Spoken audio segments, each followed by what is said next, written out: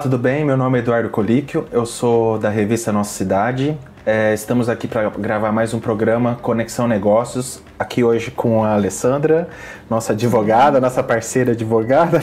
Fala um pouquinho mais sobre você, Ale. Quem é você aqui em Portugal? O que você faz? Certinho.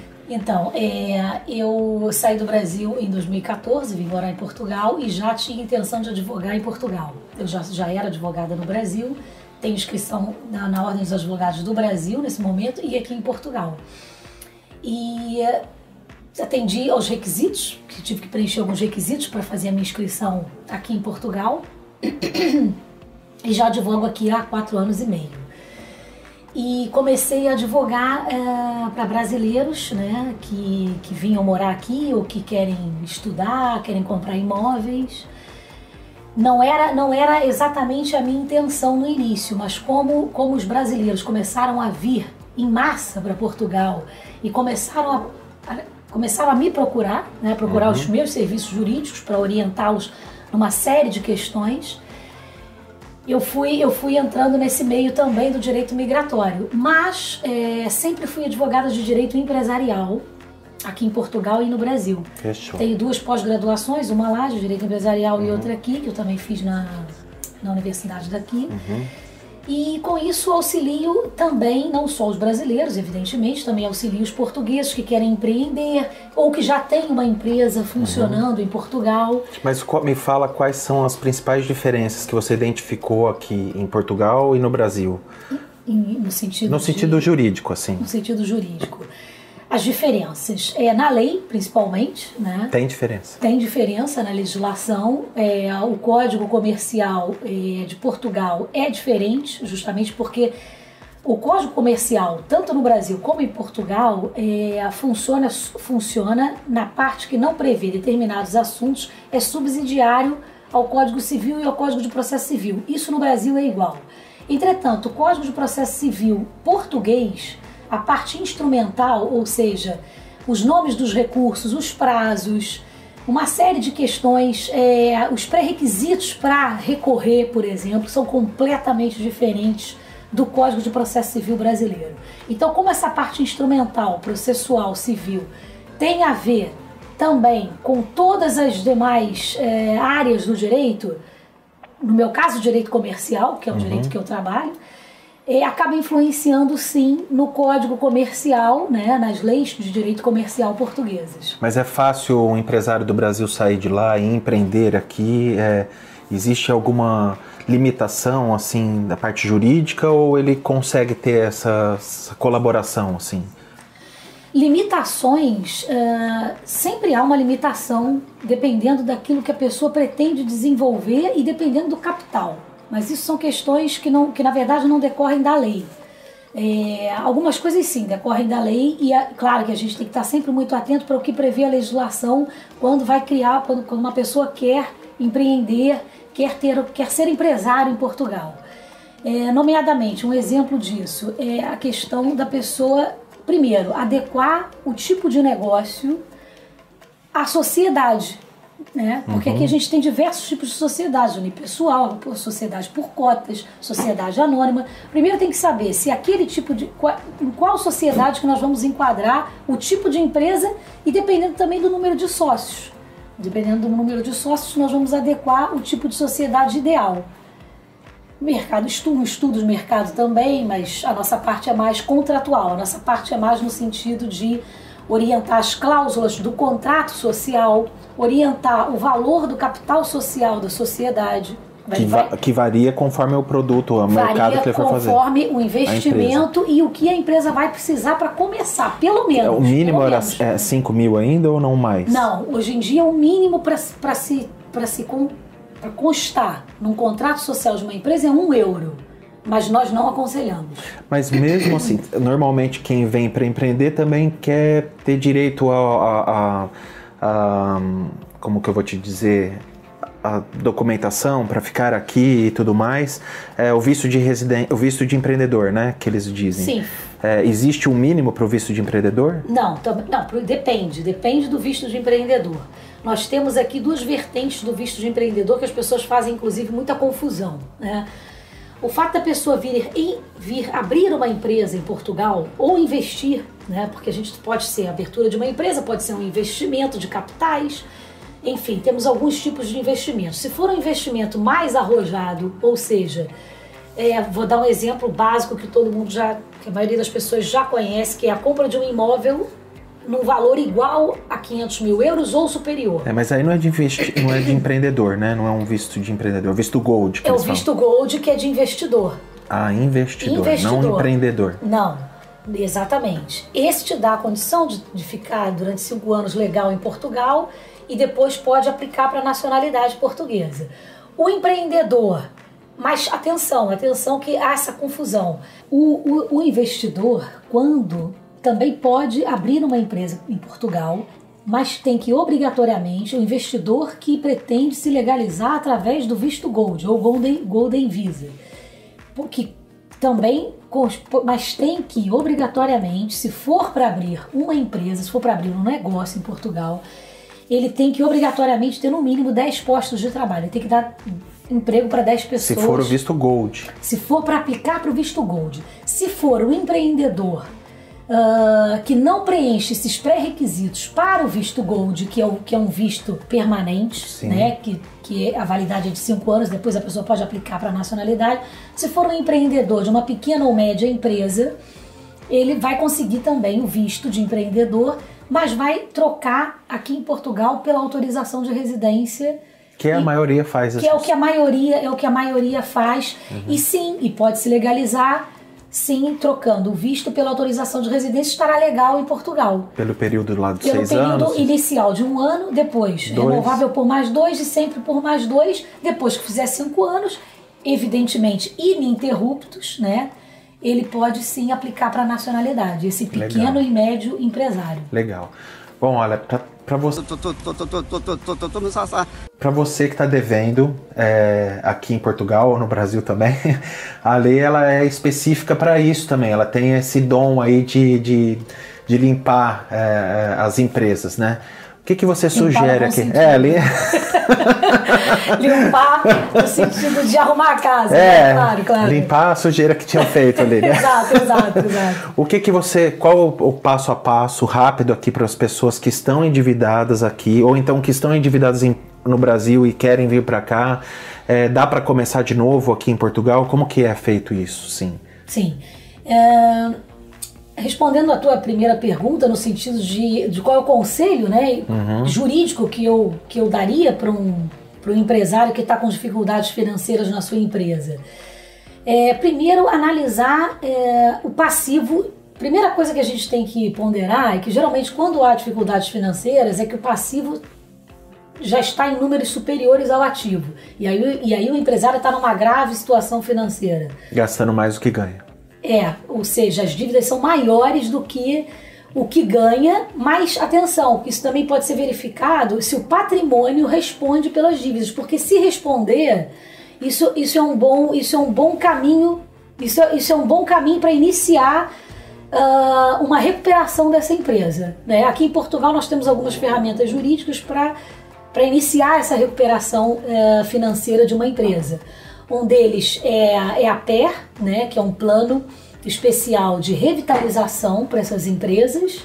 É apresentado um plano de acordo de pagamentos para os credores, e se a empresa tiver algum patrimônio, pode vender um patrimônio para saldar algumas dívidas.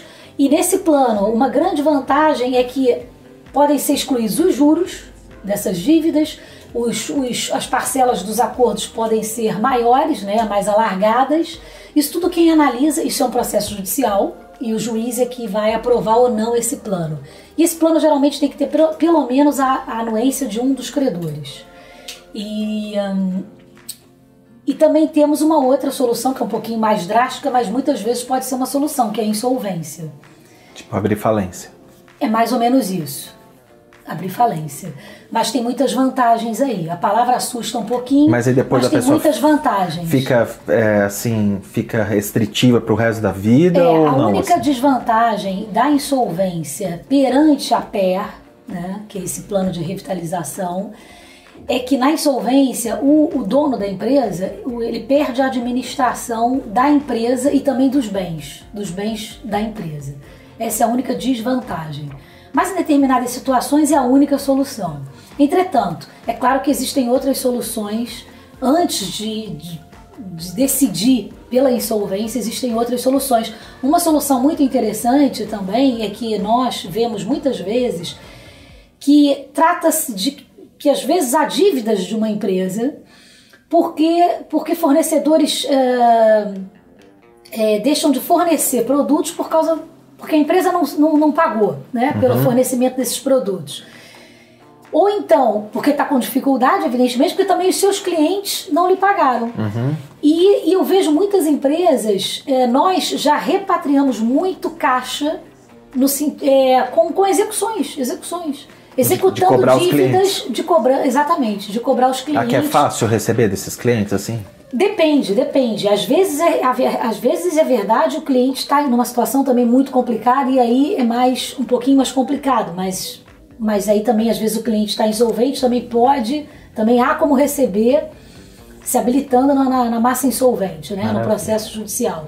Mas a gente tem recuperado quantias significativas para as empresas com as execuções judiciais. E demora muito tempo? Executando as faturas que ficaram pendentes com os clientes. As faturas seriam como se fossem os boletos do Brasil, mas aqui exatamente, é fatura, né? Aqui são as faturas, não pagas, né? As faturas não pagas. Sim, as faturas que seriam as notas fiscais. Exatamente. Que aqui se chama fatura. As notas fiscais, exatamente. Sim. E demora? É rápido? Às vezes é mais demora, rápido que no depende. Brasil? Só demora quando não conseguimos êxito em localizar aquela empresa, ou o próprio representante, ou a empresa mudou de local e até às vezes nem tem interesse em ser encontrada. Aí os processos demoram mais. Mas quando encontramos, geralmente ou fazemos um acordo, porque a empresa também não quer ter algum desconto, né? A empresa devedora, né? No caso, os devedores querem ter algum desconto, então fazendo um acordo é possível. Mas aí quanto tempo o processo, assim? O processo, em média, pode demorar 1 ano a 1 ano e meio. Tudo isso? Às vezes mais rápido, quando as empresas querem fazer um acordo. Porque muitas vezes nós até conseguimos resolver a situação antes de executar, com uma notificação judicial. O devedor às vezes toma a iniciativa para pagar. Sim. Uma pergunta curiosa agora. O jeitinho brasileiro aqui funciona? Eu não aplico aqui o jeitinho brasileiro. É claro que a nossa simpatia ajuda conta muito. Esse é o jeitinho brasileiro, a simpatia. Mas eu já tive situações em que tentei quebrar o gelo com a minha simpatia e não fui bem sucedida. Aproveitando o gancho agora da comédia aqui, assim, da parte mais descontraída, que essa parte jurídica é muito tensa, né? Queria saber um fato curioso aqui que você teve aqui em Portugal, para contar um pouquinho para o pessoal que está assistindo, para a gente terminar assim mais light, assim. Conta aí um caso curioso que você teve aqui em Portugal e que foi divertido, assim, tudo. Bom, eu tive uma cliente que chegou no escritório, sentou na minha mesa, na minha frente, uma senhora, e aqui em Portugal também é possível requerer a sua própria insolvência, a insolvência da pessoa singular, né? Pessoa física. Pessoa física, quando a pessoa física... falido. Porque a pessoa física também tem dívidas, exatamente, também pode se ver numa situação extremamente complicada. E essa senhora, de fato, tinha muitas dívidas. Então me apresentou as dívidas todas e quando eu comecei a fazer as perguntas para saber se nós poderíamos requerer a insolvência dessa senhora, comecei a perguntar. E eu perguntei, então, a senhora tem essas dívidas e tem algum patrimônio em seu nome? Ah, doutora, tenho sim. Então a senhora pretende, a senhora está disposta a ver esse seu patrimônio apreendido para o processo, né, para a massa insolvente? Porque não estou. Não quero ver meu patrimônio. Pronto, então isso é um ponto. Mas a senhora tem muitos patrimônios? Ah, eu tenho muitos patrimônios. Resumindo e concluindo, foi uma situação assim, engraçada, porque eu vi que na verdade ela tinha como saldar aquelas dívidas todas e infelizmente às vezes as pessoas querem... Tava ali de má fé. Às vezes as pessoas acham que requerendo a insolvência, vão resolver as dívidas, mas não querem ter uma contrapartida de dar nenhum bem. Resumindo, a senhora tinha um monte de patrimônio em nome dela e foi isso. Estava então, devendo para todo mundo. Infelizmente, estava devendo para um monte de gente, não queria pagar. Resumindo, era isso. Caramba. Mas tinha patrimônio para saldar. Dinheiro efetivamente não tinha, mas tinha muito patrimônio. E qual foi a solução que você deu para ela? A solução que eu dei foi vender algum coisa patrimônio e pagar. Exatamente, para isso ele precisa declarar a própria insolvência. Porque as pessoas confundem, acham que agora eu vou declarar minha insolvência e não pago mais nada para ninguém. Meu cartão, e não é bem assim. Exatamente. Né? Bom, gente, eu vou ficando por aqui. Foi um prazer. O prazer foi meu, Eduardo. Uma delícia obrigada. Falar com você. Obrigada. Assim, os nossos bastidores foi muito divertido também. É verdade. A gente deu muita risada da raspadinha da aranha. Raspadinha da aranha, é verdade. Gente, olha, aproveitando para vocês, curtam, compartilhem o vídeo, divulguem bastante o nosso canal RNC TV e se inscrevam, né? E é isso. Nas descrições vão ter também as informações da doutora Alessandra aqui para você contratá-la. Obrigada. Né? Para liquidar as dívidas, insolvência, ensinar como que raspa a raspadinha da aranha. Faz sim também. Às vezes sim. Então é isso, gente. Então, obrigada. Até mais. Até o próximo programa Conexão Negócios aqui no RNC TV. Um abraço. Ai, meu Deus. O mais engraçado nosso vai ser o making off do que o programa mesmo em si. Eu acho que sim, Não é? Vamos então? Então vamos. Vomitão. Gente, me dá um branco na hora. A gente corta, mas você vai ver que você não vai cortar nada, velho. Nem eu. No meu primeiro programa, travei geral, assim, os meninos. Normal. Aqui o meu. Aqui o meu. Tá bonito, tá bonito. Tá bom assim? Tá bom. Isso aí, Felipe, me dirige, hein? Me deixe magro e rico. Me deixe magro. Me dirige. Eu também quero, me dirija. Bota a primeira aí, segunda, terceira. Eu quero ficar rica, magra e bonita. É uma coisa só. Já tô me esticando, já está te esticares, como dizem os portugueses. Esticares. Ai. Sabe dar boa tarde? Não precisa dar nada. Porque... Não, só começar mesmo, já. Pá! Então vai. Pode? Você podia já faz tempo, né? Eu tô travando já. Já tá gravando, então vamos lá. Então vai. Olá, tudo bem? Meu nome é Eduardo Colíquio, eu sou da revista Nossa Cidade. Vamos gravar aqui o próximo programa Conexão Repórter. Programa Conexão Repórter. Conexão Repórter não, Conexão Negócio. Conexão Repórter. Mas isso só era bullying, era gordo e com isso lixo ainda. Pô. Relaxa, porque eu sofria bullying por causa do tamanho do meu nariz. Se o teu nariz você sofria bullying, imagina o meu, filho. Então olha, somos uma parceria do bullying do nariz. Pega o make-off. O bonde do nariz. O bonde do nariz, da aranha e da perereca. Da aranha e da perereca. E a raspadinha da perereca, eu sou da aranha. A gente tá bem mal, hein? Perereca e aranha, pode falar pra mim. Tá voltando a cobra. Exatamente. Tá ruim. Aranha não. Tá de raspadinha. Tá, raspando a bolada, tá raspando a raspadinha.